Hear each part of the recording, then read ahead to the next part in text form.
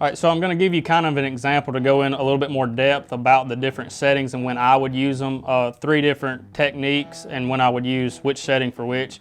Basically gonna start out with setting 1 on the roller of the spool.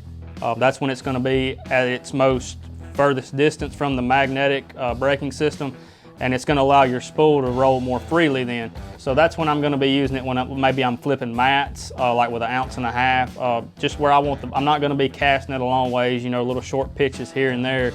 That's when I want that line to just be able to come off really quick and really easily, so I'm not gonna have to wear myself out throughout the day, you know, doing a lot of motion with my hand to get that bait out there. On to the next one, when I would put it on setting 2, would probably be when I'm throwing a real light bait. That's when the smaller bait, maybe throwing in some wind, that's when setting 2 is gonna be your biggest player. Like maybe throwing the mini diver, which is just a little bitty crankbait, you know, or anything light like that.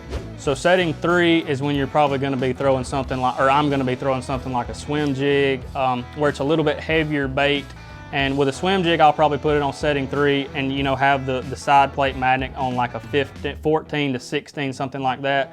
But on the vice versa side of the setting 3, I can put it on the 3 and take the brakes almost completely off, like to 0 or 2. And that's when I'm gonna be like bombing a real big topwater, like a sidewinder or an outlaw, maybe some schooling fish, where you're still gonna get that spool coming off really fast, but it's not gonna continue to spin after the bait hits, so it's gonna get that big bait way out there. But that's just kind of the 3 instances where I would use all 3 settings on the roller on the spool. All right guys, so that's basically a wrap on the brand new gravity reels from ARK Fishing. Like I said in the beginning, really excited to get to use these, really excited about the new technology. It's definitely gonna make me a better angler, probably gonna help me catch a few more fish if I had to guess. But if you're in the market for a new reel, be sure to check out the Gravity from ARK Fishing, and we'll see you guys next time.